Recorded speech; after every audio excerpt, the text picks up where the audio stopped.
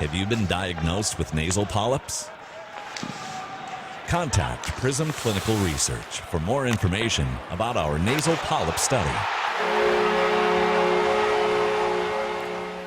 The Wild grabbed the big 5-1 win over the visiting Ottawa Senators. It's time for Wild Breakaway, presented by Prism Research. With Wes Walz, I'm Audra Martin. March has been a very tough month for the Minnesota Wild. They've been in search of a consistent string of games to finally get things back on track. You have to start somewhere. This effort tonight against Ottawa Senators is a great place to start because it was a great team effort and it was a great performance from the hometown hero, Alex Stalock, between the pipes. Yeah, for sure. He was unbelievable.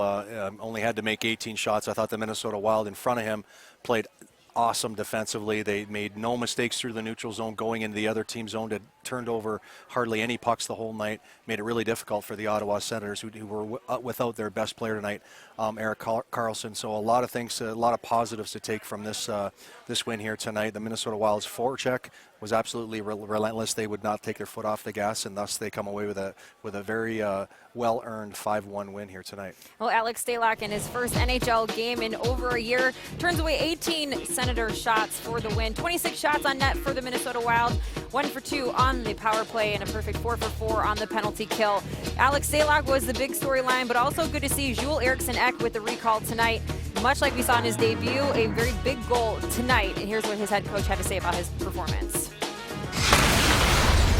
There was a couple times where you looked and he's going, where should I go, where should I go? But he quite frankly, was very physical. He was in the right position all the time.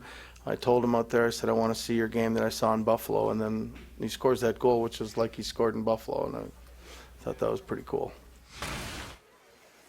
So here's a look at what's next. It's a Saturday afternoon of hockey in the Music City as the Wild take on the Nashville Predators, a team that's almost unbeatable on home ice. It seems like one of the better teams in front of their home fans and playing some great hockey. So the Minnesota Wild need to build off this one in a big way. For sure, and in Bruce's post-game presser, he kind of mentioned that you know, let's see how. Yes, this is a big win, but let's see how we play against a really, really good team, especially in their building. Like you mentioned, only lost 9 games throughout the season, and let's be quite honest, folks. The Nashville Predators want every point that they can possibly get.